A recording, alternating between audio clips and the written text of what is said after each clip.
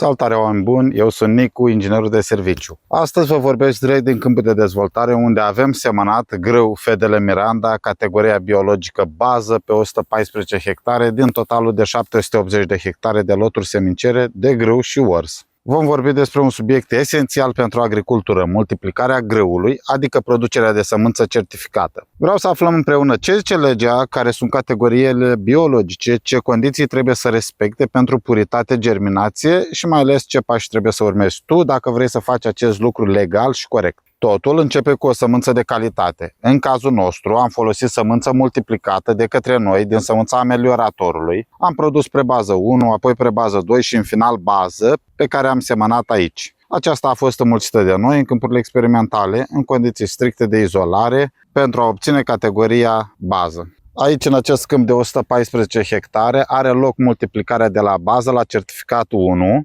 urmând ca recolta finală, dacă trece bineînțeles toate testele, să devină sămânță certificată pentru fermieri. Acest proces nu este ceva ce poți face chiar oricum. Este reglementat clar de legea numărul 266/2002 privind producerea, prelucrarea și comercializarea semințelor și se aplică prin ordinul MADR 59 din 2011, actualizat. Multiplicarea grâului, în cazul tău, începe chiar din momentul semănatului. Pasul 1. Închei un contract de multiplicare cu deținătorul soiului. Fără contract nu poți multiplica legal.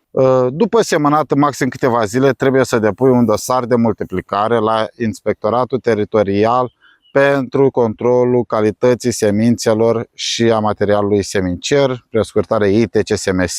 Dosarul include planul culturii, copia contractului, schița terenului, datele tale de identificare, copii după autorizații și etichetele oficiale de pe sacii de semințe folosiți la însămânțare. Pasul 3. Urmează inspectarea culturii în vegetație, de regulă de 2 ori de către inspectorii ITCSMS. Se verifică starea culturii, uniformitate, puritatea soiului, absența bruienilor și izolarea față de alte soiuri. După recoltare și procesare, Inspectoratul Teritorial va recolta probe din fiecare ambalaj în care s-a însăcuit sămânța.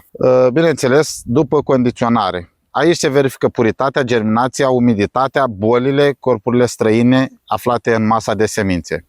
Pasul 5. Dacă lotul este conform, primești certificatul oficial de calitate și etichetele albastre pentru C1 sau roșii pentru C2, care îți permite să comercializezi legal sămânța.